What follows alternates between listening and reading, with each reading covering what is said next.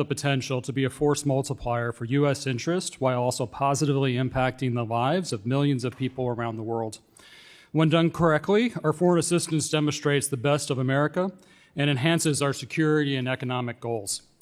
But foreign assistance is not charity, as both the chairman and ranking member have mentioned, and it should never be used to advance ideological or personal agendas. It should only be used to advance the core national security interest and goals of the United States. As someone who spent a lot of time here on the Hill at USAID and the State Department working on foreign assistance, I know that this committee has seen that our efforts don't always meet these expectations. We have seen grants undermine our closest allies, promote activities inconsistent with the culture or religion of partner nations, and fund projects that fail to advance America's core national security interest. But the world of grants at the State Department is complex. Unfortunately, we don't always have clear goals, clear approaches, or a clear model for success. Part of the challenge is honestly having too much money in the system. Part of it is an over-politicization of foreign assistance. And still another is that foreign assistance is just tough. It's hard to do in hard places. The first step of the process is to clearly articulate goals and objectives when approaching foreign assistance grants. As such, our grants should be aligned to the national security interest of the United States. Unfortunately, I do fear that the State Department has taken a far too decentralized approach, resulting in fairly murky goals and a lack of direction. Grants at the State Department are also too stovepiped, with often too little socialization across the enterprise. Functional bureaus don't always engage regional bureaus, embassies, or other agencies doing similar work, specifically USAID. This can often result in inherently less impactful programming, because I believe deeply that the best ideas have broad engagement and broad buy-in. The next step in the grant process is designing the notice for funding opportunities, which provides the roadmap for achieving objectives. During this process, we decide what type of grantee we want, what metrics will indicate success. Recently, and all too often, notices seem to be written to appeal to specific groups with specific ideological bents. This can generate outcomes incompatible with good diplomacy, as the values and ideas inherent in these grants can fundamentally be at odds with the local culture where they are intended to be implemented. This can alienate our partner countries, hamper development, and hinder U.S. strategic goals in the region. Furthermore, politicizing foreign assistance, which already does have low support among the American people, is just fundamentally unwise.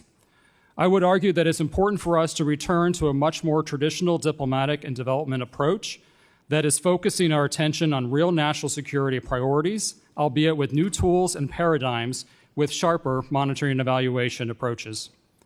And this brings me to monitoring and evaluation and outcomes.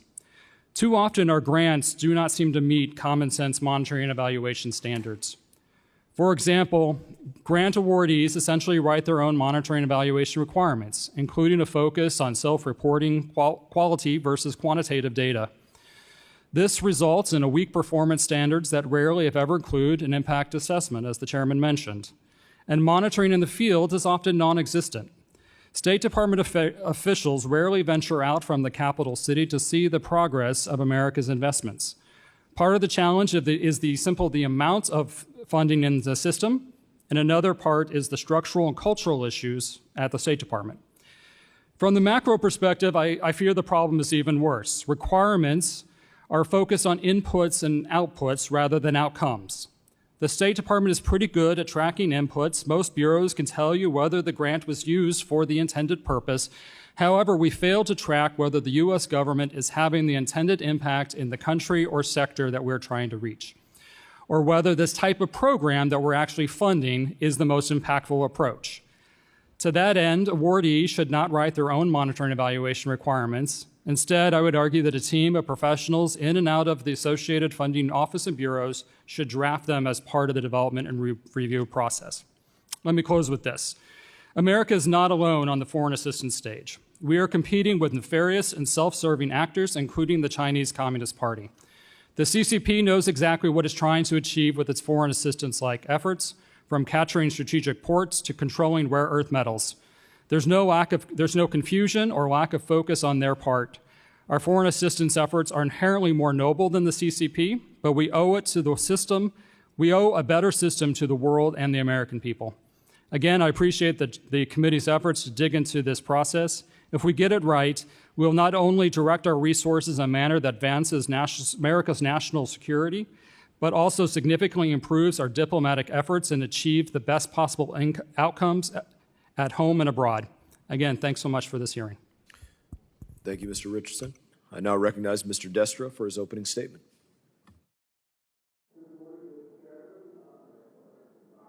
Microphone, please. Good. Thank you. That'll help us all. Thank you. Chairman Mast, Ranking Member Crow, and distinguished members of the committee. Thank you for scheduling the hearing, and thank you for inviting us to be here. I'm going to do, in my kind of 5 minutes of remarks, something I learned at the State Department, which is to put the bottom line up front. And that is my specific recommendation today, because what you all do here is legislate, is that Congress require all federal agencies, not just the foreign assistance programs, to make detailed information about all unclassified grant awards and subawards, grantees and subgrantees, implementation and evaluation available online.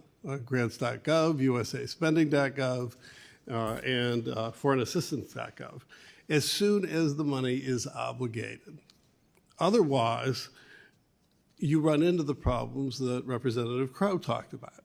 You know, the idea of, well, what's the agenda here? I'm going to be considerably less charitable than my friend Jim Richardson, because when I got to the State Department, one of the first battles I fought, I mean, literally the first day I got there, was a member of my staff who wanted to go to another country in the Middle East and visit with all the grantees. And the answer was absolutely not. You know, and as the newly naive assistant secretary, I was like, well, I don't understand. To which the response was, well, you know, that's very sensitive information. You know, and my initial reaction was, well, don't I sign the checks? You know, and the answer was, well, you don't understand, that's very sensitive. To which the response was to hold up my badge and say, I have a higher security clearance than you do. And so what we're seeing here, if you take all that foreign assistance money and all the grants literally that go from the top down to the ground level, whether it's in Sudan or Belize or wherever, you know, we don't know the story of American foreign assistance programs unless we see what happens on the ground. That was the point that Jim was making. It's like, yeah, we spend a lot of money. You know, it took me a while to figure out that at DRL, we do a lot of training programs. We spend a ton of money on training. You know, the question is, what did they learn? And when I spoke with some folks from North Africa and asked them after having gone through the training whether or not they knew what a whip list was, or they knew that they could go visit their representative down in their home district, they said, wow, we never learned that. To which I turned to the staff and said, well, what did they learn? Okay, so what we're seeing here, and I think that Representative Crow kind of accurately captures the problem when he says, and I don't think it's unreasonable, by writing blank checks to departments and administrative agencies across the federal government, Congress is funding and maintaining a vast counter-state. It's actively violating the constitutional laws of the United States by funding censorship programs designed to limit speech at home and abroad. It attacks religious freedom at home and abroad, and it spreads noxious theories about racial and cultural identity, both at home and abroad. Those programs, sometimes, not always, in fact, not most of the time, poison bilateral relations with other countries with incessant demands and funding for internal political change and cultural change, while failing to notice coup and growing opposition in friendly countries through its heavy-handed, and I would submit, unconstitutional use of sanctions tools against both friends, rivals, and American citizens. The counterstate that this Congress is funding and maintaining is comprised of unelected and unaccountable bureaucrats who no longer make any pretense of the fact that they are politically accountable when they actively resist efforts by Congress and the executive branch to oversee billions of dollars in federal grants for both foreign and domestic programs. Ideologically driven NGOs and international organizations who receive those billions through an opaque grants process that puts a premium on spending the money by the end of the fiscal year rather than by measuring outcomes in the places where they deliver services. And then lastly, a small and shrinking group of large NGOs and international development consulting firms who are the partners of choice for the bureaucracy because, unlike NGOs on the ground in country, they have the capacity to comply with the mind-numbing requirements of the federal acquisition regulations. And so I'm going to stop here and leave time for questions, but there's plenty of data I can add. I've got figures from Haiti, the Sahel, Afghanistan that will show you we got precious little for the money we spent. Thank you. Thank you, Mr. Destro. Chair now recognizes Mr. Malinowski for 5 minutes. Thank you, Mr. Chairman, Ranking Member Crow. It's great to see you. Great to be back in this room. Chairman Mast, thank you for leading us off by reminding everybody that today is the 35th anniversary of the Tiananmen Square massacre. It's a day we always have to remember, but it also, I think, helps to ground this conversation in what's important, a reminder that we are still in a struggle between authoritarianism and dictatorship in the world, and we need to be giving the State Department the tools to stay in that fight. As you know, before I came to Congress, I was also the Assistant Secretary for the DRL Bureau, Democracy and Human Rights. This is the State Department's frontline expeditionary force in supporting people who are struggling for freedom and democracy around the world. A couple of things about the budget. It's grown quite a bit in the last few years, not because any president has demanded it, but because Congress has demanded it. And the main champions, in fact, of DRL's budget in Congress, I would say, have been Republican appropriators in the last few years. It's certainly been bipartisan. Another really important fact for you guys to keep in mind, DRL's grant programs around the world, 85% of them are earmarked by Congress for specific countries and purposes. This is not a blank check. This is a part of the State Department that is probably the most directed, the most overseen by Congress of any part of that department. I want to make sure everyone has a clear picture of what these funds do every single day. They support Chinese activists who have kept the spirit of that June 4th movement alive, helping them to break through the Chinese Communist Party's censorship and propaganda efforts and documenting their crimes. They help to smuggle news and books and TV shows and movies to North Korea so that the people of that closed communist dictatorship will know what life is like in democratic countries. They help Afghan women stay safe as they fight to get their rights back. When our military left, these grant programs remained. In Iran, they help dissidents safely access the global internet when the clerical regime tries to shut them off. They help Cubans document human rights abuses by their government and press for the release of political prisoners. They've empowered Christians and other religious minorities in Iraq and other parts of the Middle East fight for their rights under very difficult circumstances. Under a program I got started, they support anti-corruption investigators in every part of the world. And when we think about our contest with China and Russia, this is incredibly important. Every year, DRL grantees expose corrupt business deals that the Chinese government in particular is foisting on countries in Africa and Asia and Latin America, very much in our interest. Putin and Xi hate these programs. They hate what we do with this money.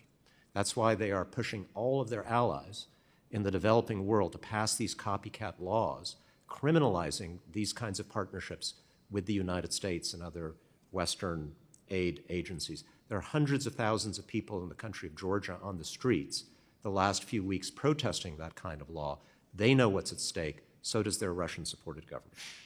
And what disturbs me most is that our adversaries have now turned to influence operations in the United States to try to discredit what the State Department does. Now, my colleagues on both sides of the aisle, you know I don't mince words or dance around sensitive subjects, so I'm going to align myself with the chairman of this full committee, Mr. McCall, my friend, who recently said that Russian propaganda has made its way into the congressional debate about America's support for our friends and allies in the world. I will align myself with Senator Mitch McConnell, who I often don't agree with, but who recently warned us not to take our foreign policy cues from Viktor Orban's Hungary, a country that he rightly said serves as China's doormat to Europe. I get why authoritarian governments and American think tanks that have forged partnerships with those governments might want us to stop these efforts. I get why they're smart enough to be using language from our own culture wars, language about wokeness, to try to turn us against what our government does to promote freedom and democracy around the world. I don't get why any of us would listen. Doesn't mean I agree with everything the State Department does. If you asked me to review the 1,000 or so grants that DRL manages every single year, I'm sure I'd find a couple things I disagree with or that I'd redirect. And obviously, I believe in strong congressional oversight. But the last thing we should do is to gut or politicize this programming or to disparage the hardworking, nonpartisan career public servants who implement it. That would be doing to ourselves what our adversaries have long tried and failed to do to us. Thank you. I yield back. Thank you, Mr. Malinowski. Let me just say, I do love this panel, and this is not to diminish you at all, Mr. Richardson, but I love the fact that we have two individuals having held the same position at different times from different administrations. I think it does allow us to get a very good understanding of some of the work that's done there. So I'm glad to see the way that this panel was formulated. Members are going to be recognized for 5 minutes of questioning. And if they want, we'll probably go to another round of questioning if members desire. I'm going to begin by recognizing myself for 5 minutes. And Mr. Malinowski used the term earmarks. I also sit on the Transportation and Infrastructure Committee. When I think of an earmark, I might not do the design and engineering of a bridge, but we're going to directly identify, hey, we need a bridge here, a road here, a piece of track here, or whatever it is, and we're going to directly identify that. And I would dare say that if we did foreign assistance in that way, I think most members of Congress would probably not want to put their names on a lot of the grants that are going out, or as you used them, called them earmarks.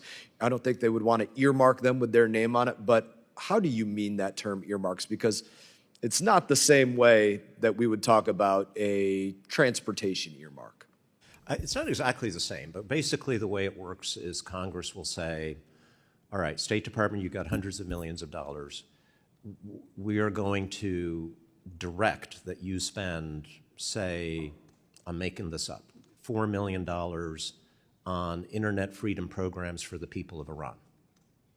You're not picking the contractor who might implement that program if it's done that way, but you're also not picking the contractor who's going to build your bridge, right? You're saying this is the objective, this is what I want you to try to achieve in this place. And then the State Department goes out, hopefully, ideally, in consultation with those members of Congress who are most interested in that, and they figure out a way to do that. And then the oversight does not end, because if you are the person in Congress who pushed that earmark, you're, I assume, going to be talking to them regularly about how they're going about implementing it. So I wouldn't call that an earmark, right? It'd be like saying, well, Congress approved $100 million for roads across America. That doesn't mean we said which roads want to build. We just approved money for roads. That's not directly saying we need one here, we need one there. It's much more specific. So, but the members are not putting their names on the specifics of the ones that they want. No, you're passing it. It's in the law. We need members to put their names on the specifics of these. Right. Well, I think the difference is when I would move to earmark Mr. Destro, something. but I thank you for your analogy. I appreciate it. It gave me some food for thought. It's not for your district. That's the difference. So Mr. Destro, I want to go to whether what I brought up with some of the examples, drag shows in Ecuador, approved, ultimately not funded because of all of the political pressure, but moronic to say the least. The atheism in Nepal, $500,000. The money going to the Taliban, you name it. Are these outliers, or is this the tip of the iceberg? Microphone, please. I agree with Congressman Malinowski that the staff is hardworking, that they're dedicated public servants. But I can also tell you that the staff in DRL, the policy staff in DRL versus the funding staff in DRL, was extremely frustrating. I mean, they could not get information about where the money was going in their countries. And they were completely forbidden to talk to the contractors.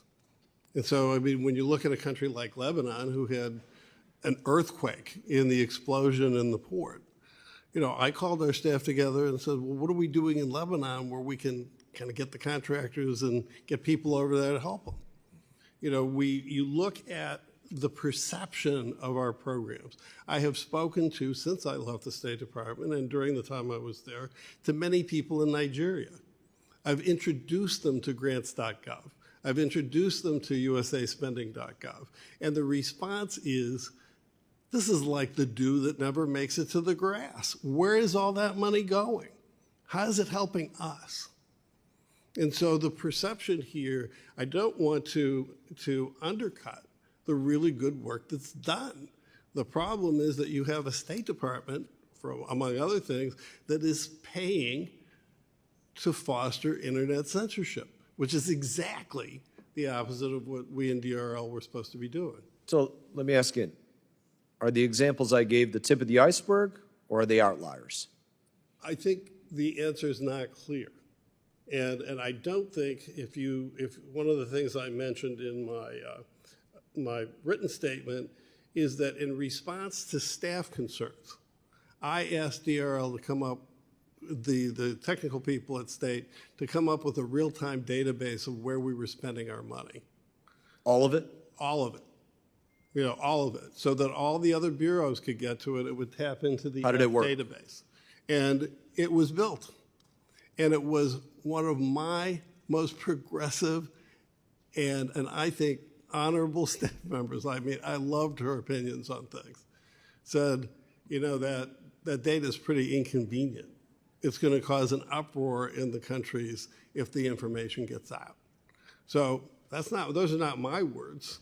And so the fact of the matter is, Mr. Mast, we don't know the answer to your question because the information is opaque and not available. Thank you, Mr. Destro. Thank you, Mr. Malinowski. Sorry I didn't get to a question to you, Mr. Richardson. Chair now recognizes Ranking Member Crow for 5 minutes. Thank you, Chairman. You know, it strikes me that there's two issues going on here. There's one discussion about whether or not we should be doing this stuff at all, right? Whether this money should be appropriated for these programs in the first instance. And that's kind of the larger debate that we're having right now as we address the Republicans' proposed 11% across the board cut for SFOPs, which would cut off a lot of these programs, versus, Mr. Destro, what I'm hearing you say about implementation and oversight of these programs, right? Which seems to be the thrust of this conversation, not necessarily that we shouldn't be doing these things, that they do have value if they're done the way they should be done, versus making sure they are done the right way. So, Mr. Malinowski, I would just love to hear your response to Mr. Destro's comments about implementation and oversight and your experience with that. Yeah, I find it very strange. I signed off on every grant. I knew exactly what we were doing around the world. I don't think any of my predecessors, certainly I did not have any trouble understanding what we were doing. There was trust between leadership and staff. Talking about transparency and putting this stuff online, do not forget, particularly for the bureau that we both led, most of the grants are going to help people who are living in dictatorships. Mr. Destro mentioned Lebanon. Like, imagine you're giving a grant to an NGO in Lebanon that is fighting corruption in that country, where the government is heavily influenced by Hezbollah. You're telling me you're going to put that on a website so that Hezbollah can see exactly who in Lebanon is getting a grant to expose their corruption? Are you crazy? So if members of his staff were telling him this is sensitive, they were absolutely right. We are helping people who are risking their freedom and in some cases their lives to stand up for democracy, freedom, and human rights in their countries. And you're darn right that one of the main missions of the staff in that bureau and in others in the State Department is to keep our partners safe. The Assistant Secretary knows what's going on if he or she is running the bureau correctly, but that doesn't mean, and Congress should know if you ask, but we have to keep that in mind. And Mr. Destro, do you think that an 11% across-the-board cut to the SFAPS program would be, in your view, beneficial? Would that enhance oversight or solve the problem that you're talking about implementation and transparency? Well, you've got a couple of questions there. I don't think that an 11% cut is unreasonable. I mean, most Americans are taking a much bigger haircut when they go to the grocery store every day. And so the fact that it's not the amount of money that we spent, I think Jim Richardson and Tom Malinowski have both said, it's the effect and the outcome that we're looking for. You know, and it's not fraud, waste, and abuse we're talking about. That's the wrong that's a category error. What we're talking about is programs that don't advance America's foreign policy interest, and many programs that actually antagonize the people in the country who get it. And your response to that, Mr. Malinowski? Well, they certainly don't antagonize the people who get it. What I've heard a couple of times from Mr. Destro is that they may antagonize governments. And I'm surprised to hear a former Assistant Secretary for Democracy and Human Rights suggest that we shouldn't be making democracy and human rights grants that antagonize governments. I mean, by definition, if you are helping people, and that's the mission of this Bureau and of the State Department, a mission defined by the U.S. Congress, if you're helping people advance human rights and democratic reform, dictators aren't going to like that. I guess one thing is I'm struggling with this notion that the resources and the amount of money doesn't matter, it's the effect. But if you're cutting the resources and you're cutting what you're actually allocating in the projects themselves, then the effect goes away, right? Of course it matters, and it matters at a time, and I think there's bipartisan recognition of this, as we've heard today, that China in particular, and Russia to some extent, spend billions of dollars on influence operations around the world. And our comparative advantage in these countries is that we, unlike them, are associated by the peoples of these countries with these values of rule of law, human rights, democracy, that we work with them, we work with civil society. And we should be doing more of that, not less of that, if we're going to actually win this competition, if we're going to be serious about it. I think the point for me here is that you can't separate the conversation about allocation of resources and implementation, right? If you get rid of the resources, then implementation doesn't matter because the programs go away, right? And I'm all about increasing efficiency, having better implementation, doing things better all the time. Every organization can do things better. But if we cut the resources and the programs go away, then the entire conversation goes away, and we can't even have a seat at the table. I yield back. Thank you, Mr. Crow. Chair now recognizes Mr. Perry for 5 minutes. Thank you, Mr. Chairman. Gentlemen, thanks for being here. Tom, it's good to see you. Welcome back. Mr. Destro, you coordinated for Tibetan issues when you were working in the last administration. I think Tibet suffers, as we know, from deteriorating human rights, poor economic development conditions, restrictions against religious freedoms, and repression of Tibetan culture as the Communist Party of China seeks to consume and subsume Tibet. With that in mind, did the Biden State Department encourage atheism in Tibet? Is that my understanding? And I just want to, do you know about, what's the story there? It was in Nepal. It was in Nepal. It was in Nepal. And I can tell you. Okay. Okay, go ahead. Tell me. No, please finish your question. Well, what's the interest of the United States of America in supporting atheism in Nepal? Like how does that help us? What are we trying to achieve? Well, there's two answers to that question. One, we don't have any. And there's no evidence that atheists are a persecuted class in Nepal. But even more so, you know, one of the big issues I had to deal with is talking Nepal into not sending people back to China. Right? I had to intervene with the foreign minister and ask him, please don't send people back who escape. And you could expect, once this came out, where the conversation would be, so why are you trying to destroy our culture? So you're asking other countries to do things in the field of human rights, very valuable things in human rights. And then you're kind of hitting them in places they don't expect to get hit. And it's a false dichotomy that Mr. Malinowski is pointing out. It's not just about governments. It's about how the people see our government spending and who they're spending it on. The people in Nigeria I have been speaking to for years now, and they say, who are these people who get the money? What do they do with it? And I have suggested that their independent journalists go out and start knocking on some of the doors to find out where that money comes from. Yeah, I'm actually outraged that we're spending money, whether it's in Tibet or Nepal, on atheism abroad. I just feel like we could better spend our money, and we'll talk about that a little bit more. Mr. Richardson, it's come to my attention that grant awardees were being able to write their own monitoring and evaluation requirements. So they get the grant money. That's my understanding. So I want you to confirm this. Maybe I'm wrong. And then they write their own monitoring and evaluation. So they're watching themselves and how they spend it. Is that, am I characterizing it? That's essentially right. When a grantee puts forward its proposal, it'll have a monitoring and evaluation section. In that, often what you find is that the monitoring and evaluation standards seem, I would argue, pretty weak, and so, but it is almost a self-reporting. The latest guidance that I saw from the State Department focuses on essentially a qualitative, personal experience of whether that funding helped them or not.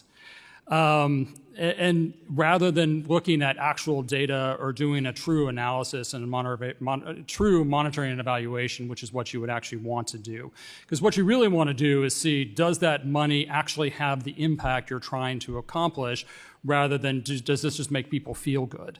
And that seems to be the direction that the State Department seems to be taking in this new monitoring and evaluation standards that they've put forward. So it seems to me that we should be, when the people in the district I represent wake up early in the morning and head off to work to pay their taxes, can't afford their groceries, their electricity bill, their daycare bill, funding things, climate pet projects, or, DEI initiatives, other fabricated issues, as I would call them, as opposed to major infrastructure projects, oil and gas leasing or drilling, mining, real economic development projects that could be assessed at tangible results, and then evaluating whether these funds have an impact is essentially optional, is astounding to me, in the sense that last year, 2023, foreign assistance, government, state, and USAID combined spent $56 billion. For $56 billion, while China's out doing hard things, they're not doing DEI initiatives. I guarantee you, they are not. And climate issues. They're not doing any of that stuff. We're spending our taxpayers' money on this stuff, and then we're not even requiring a third-party evaluation on effectiveness. It's astounding. It's outrageous. For those who say 11% is too much, let me tell you what will tighten up the organization, not having as much to spread around because they're spreading it around willy-nilly like they don't care because they don't care. Well, my people, the people that I represent that are working hard for their money, they do care, and they don't want it wasted. I yield the balance. Chair now recognizes Mr. Burchett for 5 minutes. Thank you, Mr. Chairman. Votes have been called. Are we still good to go? If you would be more comfortable coming back here after the vote, we can hold until then. I can give you your 5 minutes then. Either way. Okay, there's still time. Progress. Mr. Malinowski, it's good seeing you, brother. I miss your receiving abilities on the football field. I can still play on the football team. Yes, you can. Well, but with all those pros, they don't ever throw to people like me and you anyway. So anyway, I think you caught a couple. well, I'm incredibly gifted. Thank you for noticing. Mr. Richardson, I appreciate all y'all being here and all the usual stuff we say. Can you explain how too much money in foreign aid can be a bad thing? Yeah, no, I appreciate the question. It is, I would say two things. One, you always want to look at the outcomes rather than the inputs, which is the money going into the system. Not every program is designed for the same impact. Not every sector will have the same level of impact that is directed to the national security interest of the United States. When it comes to the pure dollars in, what you find is that we have both grant officers and contracting officers who are actually doing the hard work of crafting the right grant agreement or the right contracting agreement or the right cooperative agreement. And if you have too much money into the system, you're overburdening those contracting officials, and so that results in less quality and less focus. The other part of this is that from a foreign assistance perspective, you really want to cut out the German manager or the British NGO that is managing your resources. You want to put the money as close to the recipient as possible. It's called localization. That's really hard. You have to find local actors. So it takes longer and it's more labor intensive, and you probably can't put as much money into the system, but you ultimately will have a better impact at the end of the day. So having less money into the system allows you to better localize resources, better focus your attention on improving the actual approach that you're taking in order to have that better focus on impact. Thank you for that answer. I would remind you that John sitting behind me, apparently you hired him. I brought John to Washington, hired him in his first job. It's great to see you. He's not much to look at, but he does a pretty good job. He's a good Kansan. I've had a couple of good ones in that position. One of them was over there, but he's left too. What needs to change culturally, I think, at the State Department? USAID, we hear a lot of talk about that and just cutting it out for foreign aid to be more effective. And I want to put in there, too, that how do we keep foreign aid from getting to our enemies?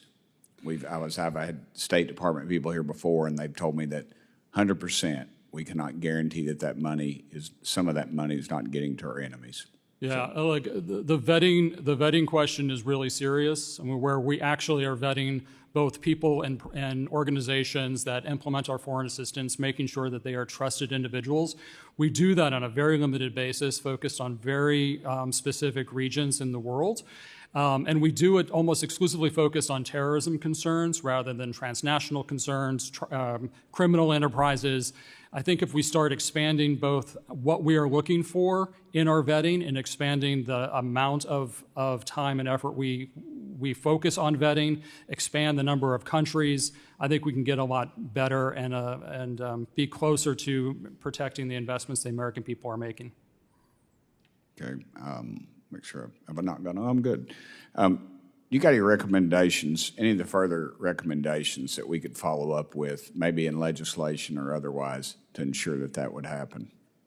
Yeah, I think that, we have to take this stuff, the impact assessment, very seriously. We have a logic model whenever we do any type of foreign assistance work that the money that we put into this program will result in this type of outcome. But we rarely actually track as to whether that actually happens. And often when we do track whether it happens, it's not true. The great example is greater economic assistance programs in Central America. The theory was if we put more money into economic assistance programs, that will keep people from migrating to the north. Turns out we made them just a little bit less poor, which allowed them to have better ability to pay for somebody to go to the north. So it had the exact opposite. Great logic, terrible results. That's not the type of programs we should be funding, and I think Congress can really dig in and require that type of impact that is essential. We've run out of time, and I want to thank y'all. Tom, miss seeing you, brother, but it just kind of reminds me of my mama was a school teacher, and the last 10 years of her teaching career, she taught at a historically black college, and they had a saying, they don't want a handout, just a hand up.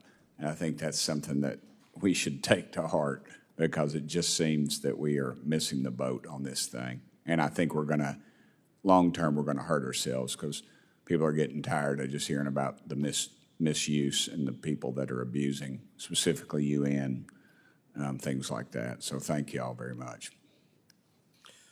So we're well into a vote series here. As long as you all can hold on for us, we would fully intend to come back with a few more questions. So we will briefly recess for this vote. We do appreciate your patience, and the committee will stand in recess until subject to the call of the chair.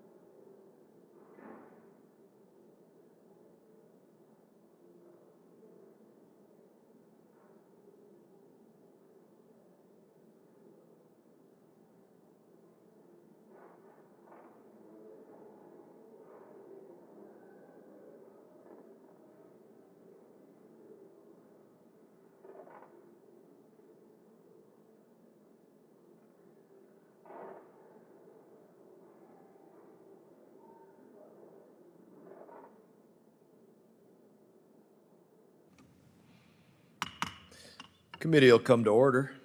I want to thank you all for waiting patiently for us.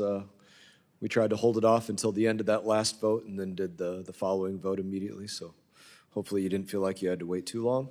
We're going to now go to my colleague from Florida, Mr. Mills, for 5 minutes. Thank you so much. Thanks for your time. I appreciate you guys being here. I appreciate the chairman for putting this together. I wanted to go through a couple of just very easy questions for you. You know, Republicans are putting human rights defenders' lives at risk, is what we're being told. And I just want to talk about what a kind of hyperbolic statement that is when these things are made by our colleagues, but also others. Certain offices at the state, like DRL, use this argument and intentionally overclassify information as a way to shield their program from congressional scrutiny and accountability. Can you tell me whether or not you feel that's true, that we are in some way putting human rights lives at risk?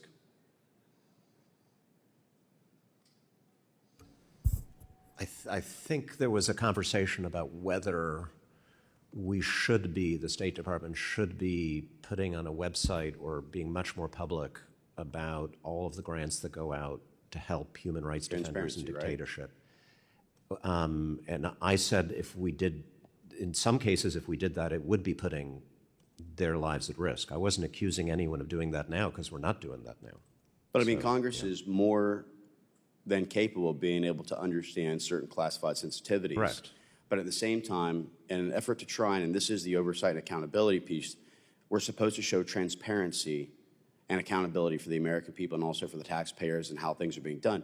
My chairman here has even in the past shown where on a new department or bureau that had been established, it wouldn't even say who works for those independent.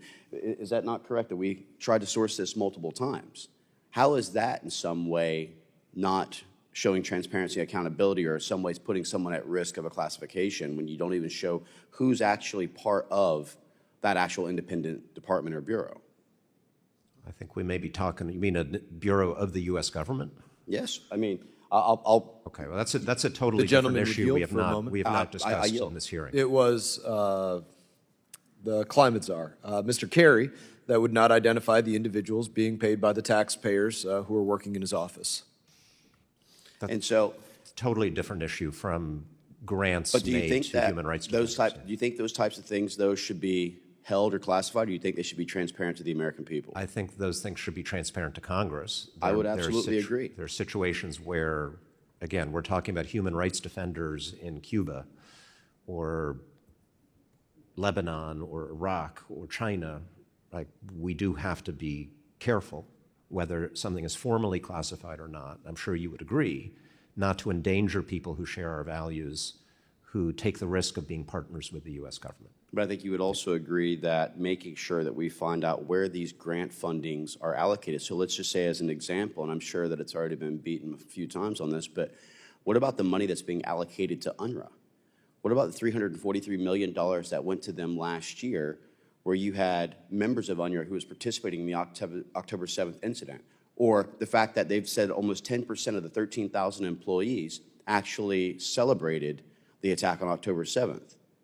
I mean, Mr. Richardson, in your opinion, do you think that an organization who participates in such things should continue to receive government funding? No, of course not. I think the larger issue is also that we don't require any vetting of U.S. dollars to go into the UN system. So while we know what happened with UNRWA because of reporting, we don't actually do our own independent analysis and security checks of humans that are actually receiving funding. And so we need to change that, especially with the UN And system. this is exactly what the OIG and SOPCO talked about with SIGAR with regards to the independent grants and how they're being weaponized and being abused. You watched where companies like Chemonics International and DAE and Creative Associates and all these supposed implementing partners who continue to say that they're doing things to get advocacy, we're actually telling people, hey, we have to get grants out as fast as possible because if we don't spend the money, we're not going to be able to receive our second tranche. That is not what I consider to be physically responsible, and especially if you go back to the November 2011 IG report from SIGAR on the Comonix Afghan Stabilization Initiative program in southern Afghanistan, where money was being allocated and in some cases falling into the hands of Taliban and also those who are running the poppy and opium fields.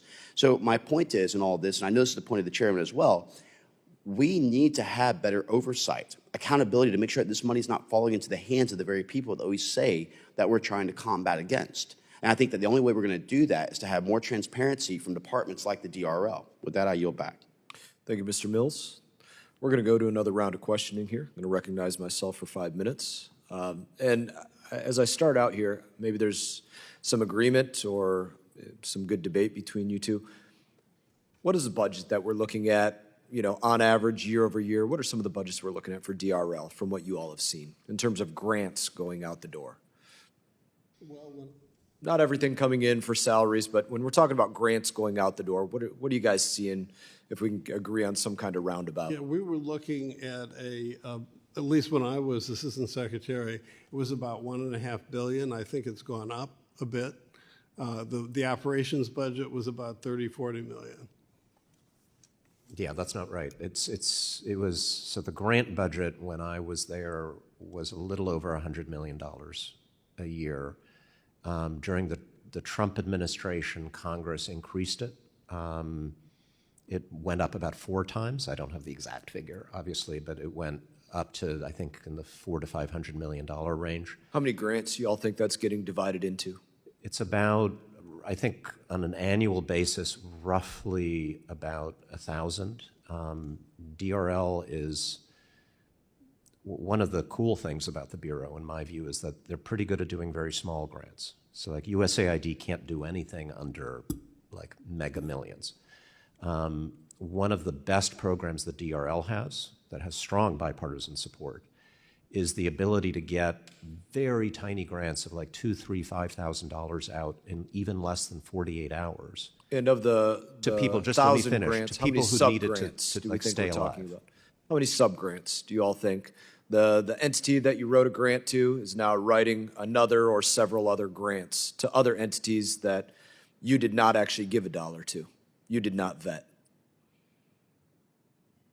That's pretty hard. That's pretty hard to say. That was the basis for my comment about the big organizations like Comonix and others that understand the federal acquisition regulations. You can't, without doing what Jim said earlier, get down into the field and give some Nigerian human rights defenders, a small grant for peace building. I mean, they just don't know how to account for the money. So it requires a lot more. A lot of that money gets sucked off in overhead, I would suggest to you. Elaborate on that when you say sucked off in overhead. Right, I brought up the example numerous times. We almost had a whole hearing on the atheism in Nepal. But the numbers are round, and so we'll use it as an example. $500,000, expand atheism in Nepal. It was denied here for several hours until we ultimately held it up. And then afterwards, the people that were here denying it for 2 hours called me afterwards and said, oh, crap, sorry, and we missed half of the slides in the program. By the way, here they are. The lawyer sent it to us. But when you look at that $500,000, Nepal's probably daily wages, probably $2 a day on average, something like that there. So what do you think the $500,000 went to? I know this is a pure speculation question, but was it $50,000 towards producing 100 slides to give a PowerPoint, and then the other $450,000 in paying salaries for people at some NGO sitting in England, or what is it?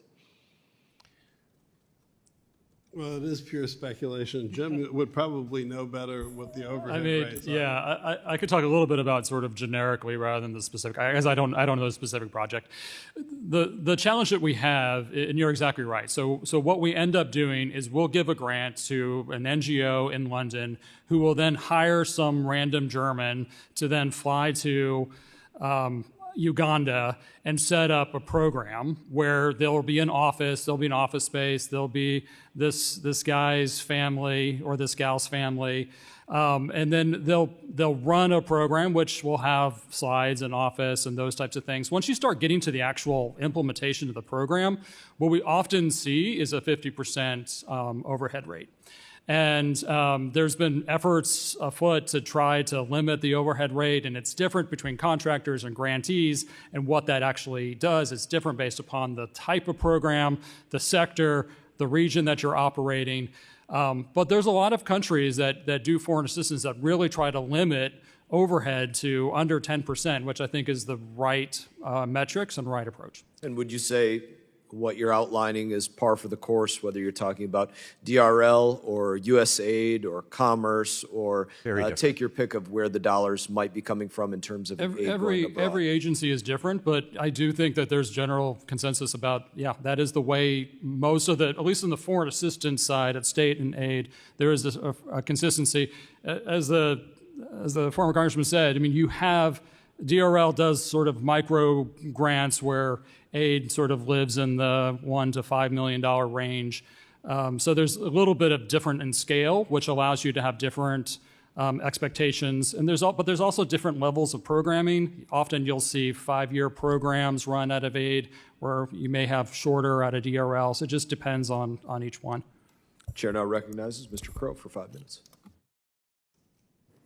Thank you, Mr. Chairman. We heard today that DRL does somewhere in the neighborhood of 1,000 grants, hundreds of millions of dollars, but the majority keeps on coming back to this supposed atheism grant in Nepal. And I just want to make the record really clear here. This is a grant that was done through the International Religious Freedom Grant Program at DRL, and it directly implements an amendment to the Frank Wolf Act that was introduced and supported by a Republican member of this committee who actually supports this program. The programming grant on the state side, it followed proper process, and it supported a mission to support religious freedom broadly. This is about religious freedom broadly in Nepal, but that includes non-belief. So just because one element of this is non-belief doesn't mean that's the focus of the entire program. This is about religious freedom in Nepal broadly. And there was a comment that there's no evidence that atheism is under attack in Nepal, and I would like to submit into the record a report, a country update on Nepal from the United States Commission on International Religious Freedom from August of 2023 that specifically talks about the assaults on religious freedom, including non-belief in Nepal, if I may submit this to the record.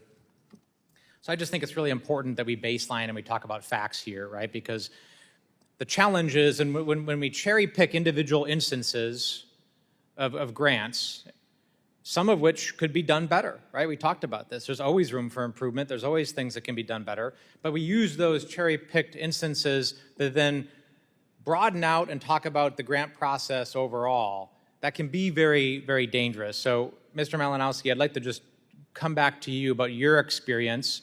What can we do better, right? But also, what do we do well? Yeah, just to reinforce your point, look, the religious freedom programs are wonderful, and that 100% came from the Republican side of the House originally as something that the State Department needed to do.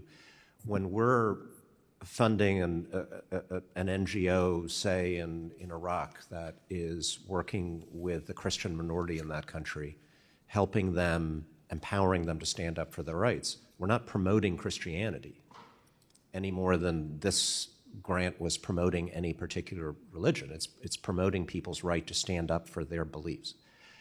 To your point, the broader point, and I think this is really important, Mr. Richardson at one point rightly said that it should be our goal to localize, right? We don't want to be giving all the money to some, group in London that works through a contractor in Germany where most of the money is not actually going to help the people on the ground.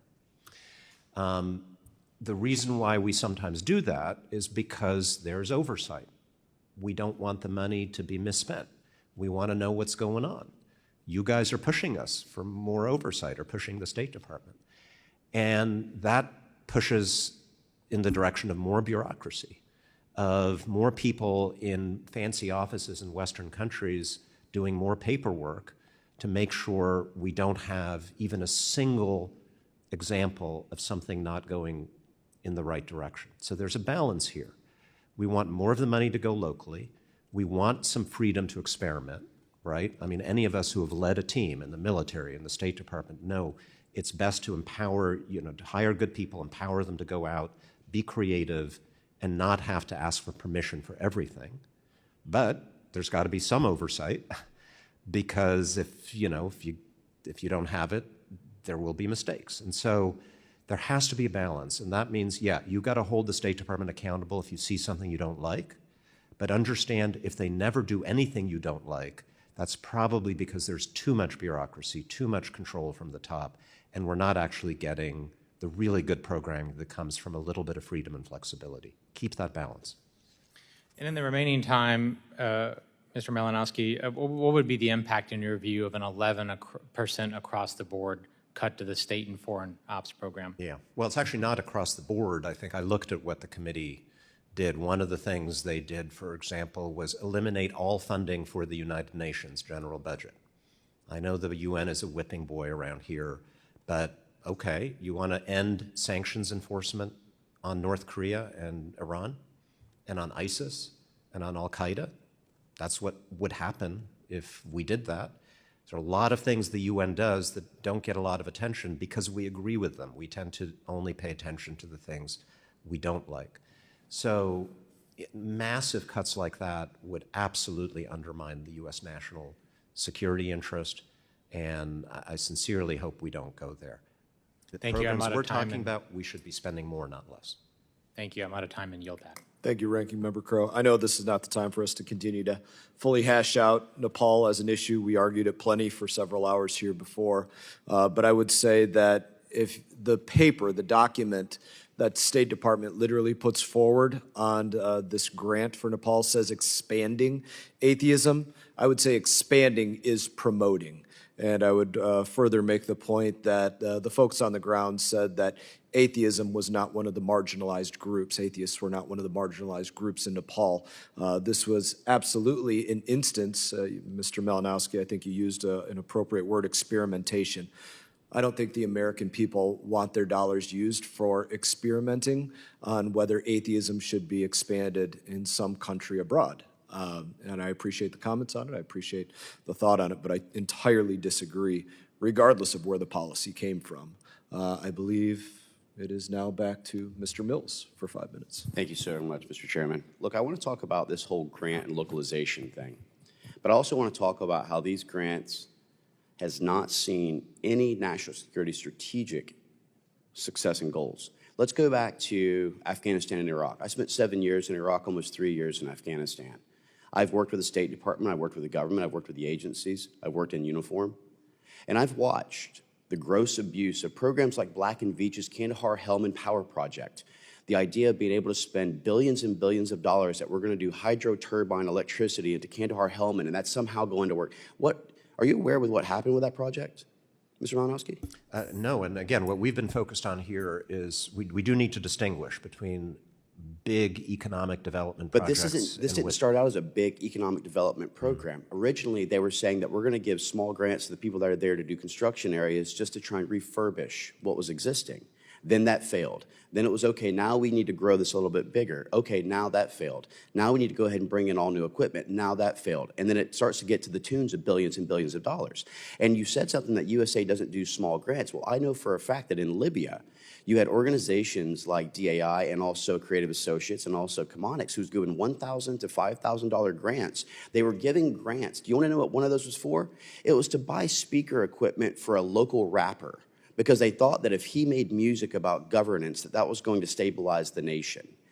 Does that seem like that's what American taxpayers want to see? Is there money being spent to buy rap equipment for people in a nation which has nothing to do with stabilization, never had any actual impact whatsoever?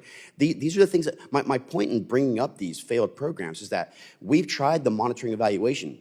We contract one company, we then contract a company like Management Systems International, MSI, who's supposed to be the M&E gurus and experts, who then spend even more money, and then they can't even track the money that they're spending for M&E while trying to also track the money that's being done to the implementing partner. And then we talk about this grand scheme of we're going to do localization. Let's talk about localization. The only difference is instead of the Thursday night debauchery that goes on by most of the expats that are over there celebrating drinking on a Thursday night like they did in Iraq, Afghanistan, and all the rest, you then just have them refilling boots and positions here in D.C. and calling themselves deputy chiefs of party, program assembly manager, all this. You're not saving any money by trying to do this localization route. And in fact, I would argue that we saw actually a lot more corruption in Iraq as a result of that whenever we were building bridges that were $750 million. And then all of a sudden come to find out half the bridges when we investigated hadn't even been built. My issue is that I don't see where cash diplomacy has been successful. I don't see where that's stabilized nations. Where's Iraq right now? Where's Afghanistan right now? Where's Libya right now? We spent trillions of dollars in these nations, and then we throw it out when we do things like the 2005 Iraq Constitution under Article 76 that establishes sectarianism, which hasn't existed since pre-apartheid eras in North Ireland. My point is that we can talk about M&E and all this. I disagree with your assertion that the UN enforces all these grand sanctions. What about the sanctions on Iran right now? How's that working with regards to ensuring that they don't export more oil than they've ever done in their history under this administration? Do you think they're imposing sanctions? Do you think they're actually upholding things? No. General Gutierrez and Ban Ki-moon under Resolution 2231 knew there was mid-range ballistic missile violations, and yet they did nothing to actually prevent it. So tell me again how cash diplomacy makes national security a priority. Well, we heard about Iran sanctions, people getting drunk, and projects in Afghanistan. There's a lot to respond to. Do you dispute any of those, though? I I've seen it for I myself don't even firsthand. know how to make sense of what you just said, but you asked me. Let me take. Making sense of it is simply this: that Let the me cash take a diplomacy piece of doesn't it. work, You asked Malinowski. That's what I'm saying. You asked about how does helping a rapper who might be spreading a message about democracy help us? Well, I recall that in the 50s, 60s, 70s, and 80s, we helped defeat the Soviet Union in part by supporting artists and writers and cultural people and radio programmers and musicians and people who were spreading the culture of democracy through art in Europe. You talk to any dissident in Eastern Europe who went through that, and they would say that's one of the most effective things that we did. Where's Libya now? Are they a failed state? What's that? Would you consider Libya a failed state? I'm talking about Eastern Europe. But I didn't mention Eastern Europe. I mentioned that specific program just to show that this is not being effective. And I asked how national security is improved. Much of the things we try to do are not going to be successful. When I was at agree with DRL, that. I used to make an analogy, a baseball analogy, to my team. I said that if you're batting 300 in a world where you're going up against dictators, sociopaths, mass murderers. Well, at if you're $35.6 trillion in debt, I don't think that we can be batting a 300 for the American people. Well, it's better than batting zero. Well, I can tell you right now, we are stop batting trying. zero. You know who's going to cheer it? It's going to be the Russian government. The Chinese Communist Party would love us to stop doing this. Why? If you think it's But unsuccessful, they're already expanding, sir. You're seeing the Russia, China, it's Iran, North unsuccessful, Korea geopolitical why alignment are already all of expanding. our enemies You've watched passing Belt and Road laws? Initiative expand. You've watched China continuing to go into developing nations all across Africa They're and fighting. being very successful in this. They're You're fighting. watching Wagner Group down in Chad and CAR, who's continued to expand, and now they're in our own Western Hemisphere with economic coercion of Honduras and Panama taking over the canals for treaties, going into Cuba, and actually helping with the fentanyl pill press of Darien Gap. So we're not winning the war against China, Russia, by going out and doing what you're saying, which is these small funding grants. So why are they passing laws and all of their allies to try to forbid us from doing these grants? Why are we continuing to go ahead and give money but not account for where it's going? It's your Why job are we to still account for giving where- money into the Taliban by paying certain electric bills and housing rental bills that we know falls into the hands of those very people we fought for 20 plus years? I mean, my point is that I don't believe and what you're doing is successful. I don't believe in the USAID cash diplomacy model, and I've seen it fail time and time again firsthand as I sat on these things like Ramp Up North. And you can continue to do your little eyebrow roll or whatever you'd like to do right now, but you know for a fact that if we go and look at the monitoring evaluation books, we look at cigar reports, we look at OIG off of John Sopko, that you can't dispute the fact that a lot of money was waste, fraud, and abuse at the taxpayers' expenses? Well, maybe I'll put you down as a maybe, Mr. Chairman. All right, I have one final round of question. I don't know if my colleague has another one, but it's a little bit more open-ended for you all. Let's just simply say, any advices, any ideas that you all have to increase transparency for these grants within the State Department across the board? Does not have to be DRL, where you two spent your time. Could be in USAID, could be anywhere. Would love to hear those. I think it's one of the most important things that we can hear from all of you. The one thing that hasn't really been, you mentioned it briefly in your opening statement, but it's branding. We fail to really brand the gift from the American people that we are doing great and amazing work all around the world. We don't take credit for it. It's often at a little emblem in the bottom of Chemonics roadway sign, thinking that Chemonics is the one who delivered that project that impacted the lives of those people. No, it was the hard work of the American people paying their taxes, and that resulted in that. And if we're not proud about it, then we shouldn't have done it. And so I think we should definitely pass a strong branding bill and put the American flag on foreign assistance projects. Agreed. Please, by all means, Mr. Destro. Mr. Well, Malinowski. thank you. I think that there is a danger for being too narrow in our focus, whether or not it's on a local program like Libya, which is a completely failed state, where we actually, as a human rights matter, have actual slave markets. But on the other hand, you have this focus on the atheism grant. What I'd like to suggest is that we need to pull the aperture back a bit and look at both our domestic and our foreign policy. We say that we're for religious freedom, but we're for deconstructing the Ukrainian Orthodox Church. The Ukrainian government is arresting priests and nuns. It's funding the Greek Orthodox newspapers while standing silent while the the Organization of Ukrainian Journalists, Orthodox journalists, nothing's said about them. And so what we need to be doing, and I'll just give you another example, I spent a lot of time on Xinjiang and on the surveillance state in China. I went through the Cleveland airport not long ago and was, given the opportunity to have my face scanned. So this question of what are human rights and what are we doing both inside and outside the country, it's not an accident that many countries think we're hypocrites, because we say one thing and then we do things with our money that we shouldn't be very proud of.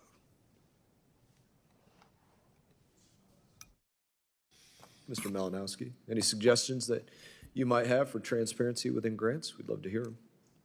So don't get me wrong, I am for transparency. And, I was slightly critical of a proposal Mr. Destro made to put everything on a website. I'm actually for putting almost everything on a website. I think it should be easier for... Can we pause there one second? Was it a website or was it an internal server, an internal list? Right now, I'd be satisfied with the internal server. I mean, that I think because two ambassadors have told me that they cannot get the information. That you created. Was it a public domain website or was it? Right, and it's based on what they call the Secretary's dashboard. Okay. Pulls the money, it pulls the information real time out of the F database.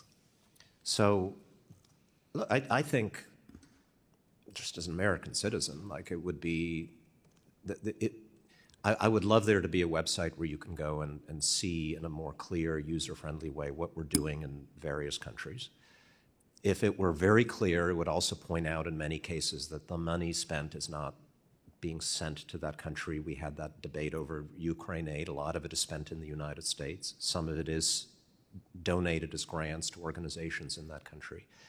That kind of transparency I'm for, with the important caveat that applies particularly to DRL programs, less so to AID programs, that when you're working in a dictatorship and there are people who are risking their lives to do the work, anti-corruption, anti-torture, pro-human rights, then it's just common sense, good judgment that we're not going to splash over all over a website Mr. Dictator, here's who you should arrest because they're working with the United States. I hope we would all agree with that.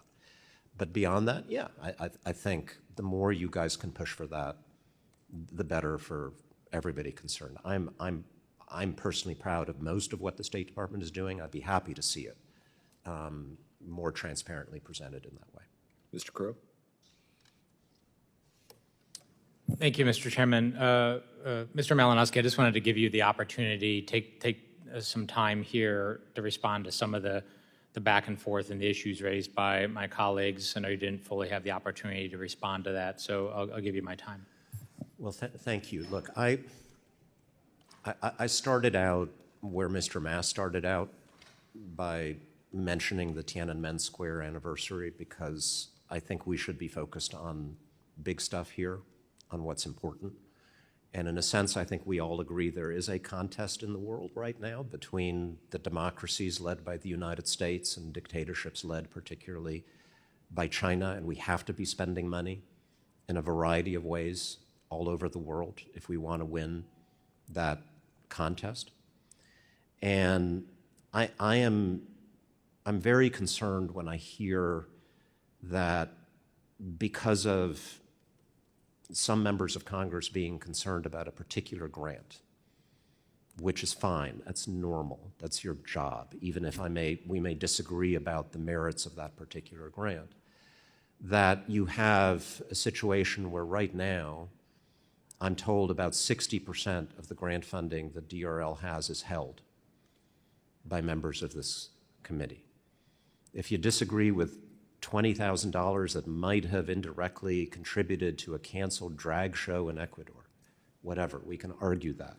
It should not be an argument for holding 60% of money that is absolutely critical to people who I think all of us would agree are fighting for good things like religious freedom and human rights in countries around the world, who are in effect defending the gospel of liberty, freedom, and human rights that is associated with America in opposition to what China and Russia are spreading in the world.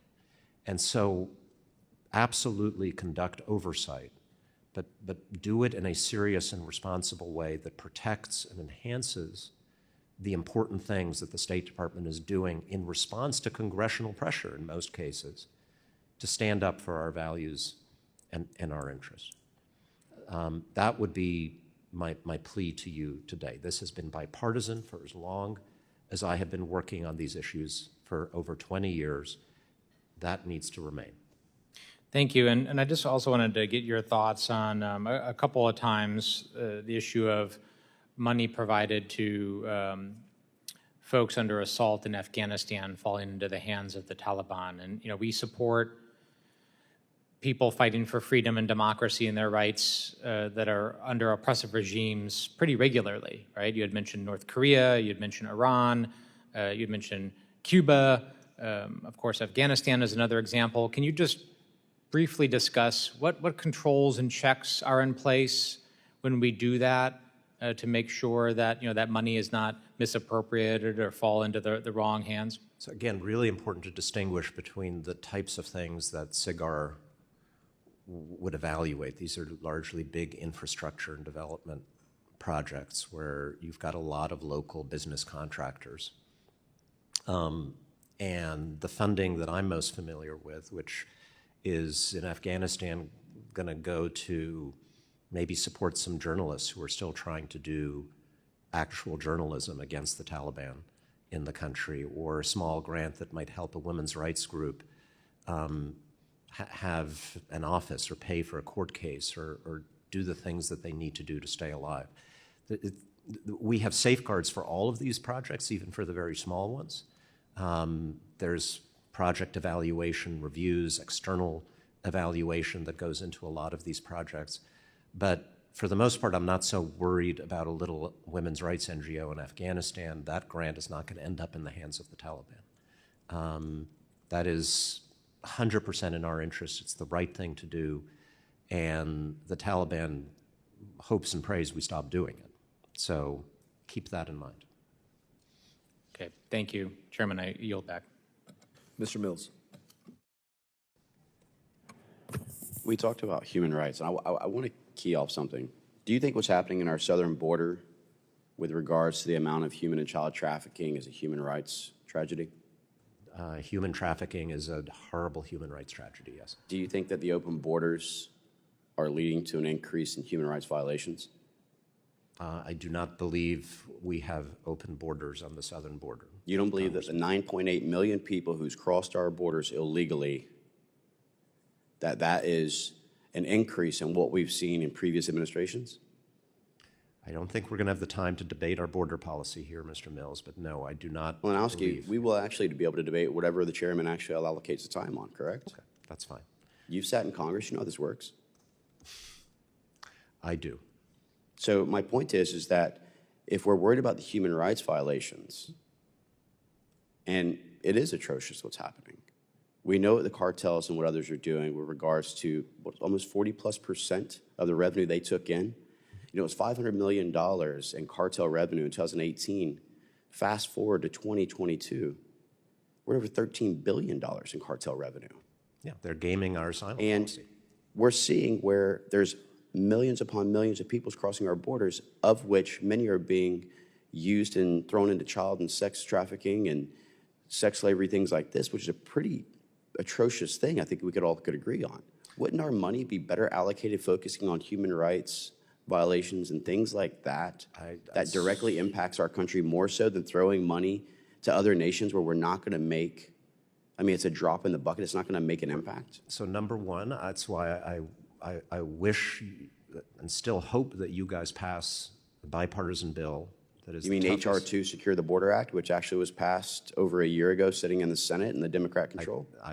The bill that a bipartisan coalition in the United States Senate agreed to that was Well, not it didn't even passed pass the because Senate. the nominee of your party for president said it won't help Well, me but wait a gain second. re-election. Well, let's talk about border policy now that you brought that up, though. Doesn't the president have executive order with unilateral authority under 212 Section F to immediately secure the border? My understanding is he's going to be issuing that executive order. Why did he this wait week. until right around the election period time as opposed to closing it before 11 million people come across the border? I can't speak for him, but I Or I 70 think to he 100,000 who probably dies would from have fentanyl preferred- overdose? Or the criminals who have actually killed people like Lake and Riley? Or even my own state legislator, Keon Michaels, whose son was killed by an illegal who crossed illegally 3 times back into the My country? guess is that he hoped Congress would do its job, and when Congress explicitly said, we will not do our job because So there's Donald no Trump is federal- ordering us wait. not to, then now the Well, wait, president is Mr. going to Malinowski, take... isn't there federal laws already in place to ensure the security of our borders? There are quite a few federal laws, but they need to be funded. Well, and they are funded. But H.R. 2, which actually passed the House, because like you just pointed out, the Senate has supposedly a bipartisan bill, which is an amnesty bill, that wouldn't even pass its own chamber. But ours actually passed over a year ago, which could make tangible results and impact. And yet the Senate hadn't taken that up. Now, that's not a Republican issue or a Democrat issue. It's an American issue. Yeah, That which we is need to why secure our borders and Republicans we need to take care of Democrats things. need to work together, as they did, to produce something that both sides can support with compromises on both sides. A lot of Democrats embraced that mostly Republican bill in the Senate because they understood they had to make compromises. And the Republican sponsor of that bill, one of the most conservative Republicans in the United States Well, I would Senate, disagree with that. said the only reason we are not doing this is because our nominee from president said it would hurt him politically to secure the border before the election. And then he And also as a came result- back and actually said that his bill, and this was said by both Democrats and Republicans in the Senate, that the bill wouldn't actually secure our borders and that more would actually be needed. My point is that we talk It's about always human needed, so let's rights. We start talk somewhere. about all the things that are significant and important. We talk about, but the American people is the most important. That's who we're fighting for. That's who we take the taxpayers' money to provide and protect for. A And great our own country borders can and the human rights secure- violations on. I was just in South Texas for 3 days ago, right there in Mission, Texas, and going down the borders and watching where I can tell you it was not secured. It was not. A It great was country very much an can open secure border. its border and lead in the world. I'm looking at these paintings looking down on us right now. And the people who have sat in that chair, Republicans and Democrats, who have believed what every Democratic and Republican president of my lifetime has believed, the United States can take care of its own people and we can lead in the But we world. can't at 35.6 trillion, where next year we will pay more in interest payments than we'll pay in national defense, first time in history. Only 28 nations in the world's history has ever paid 130% GDP, and only one survived, which is Japan. America is becoming the next fiscal experiment, and I don't think at $35.6 trillion, with our GDP to national debt ratio being where it's at, with the attack on fossil fuels, with the open borders, with the continuation of funding these kinetic wars that we don't need to be involved in. And sir, I've fought enough kinetic wars to not want to be involved in more, or to put another man or woman on the battlefield in an area that has nothing to do for a neocon, neo-lib interventionist mindset. I'm not an isolationist, but I'm a protectionist. Well, then And so fund I the think that State utilizing money in the right way Gentlemen's time and human has rights on the border expired. matters. Chair now recognizes Mr. Crow for a closing statement. Thank you, Chairman, for calling this important hearing, and thank you to all the witnesses today for having a robust discussion and talking about some areas for improvement and oversight.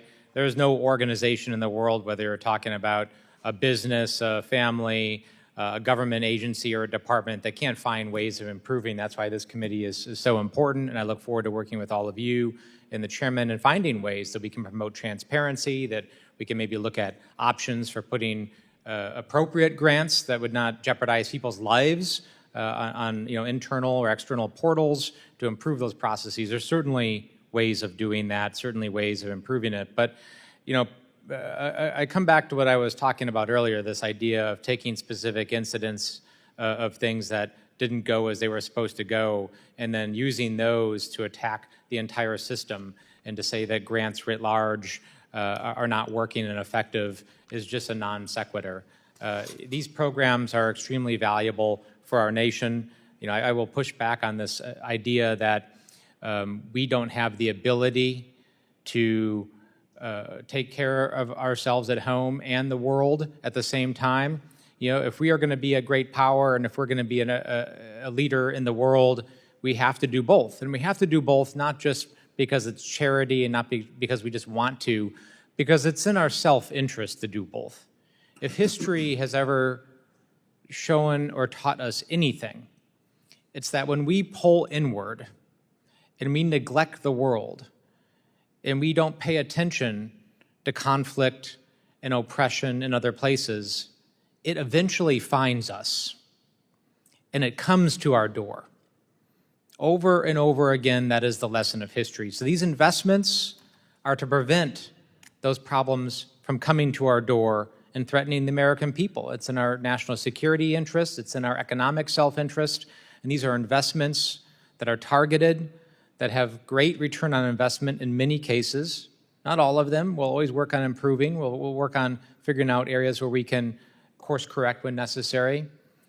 But to cut these programs and attack these programs writ large is the wrong answer, and it doesn't serve our interests, and it doesn't serve the interests of the American people. So with that, I thank all the witnesses, and I yield back, Chairman. Thank you, Ranking Member Crow. Recognize myself for a closing statement. I thank you all for your testimony, for your service to America. I don't like personally when it's ever flippantly said any organization has room for improvement. Any organization can find a few places where dollars were wasted and they can root that out, and we should fix that. There's a very specific and important difference between the United States government and any organization.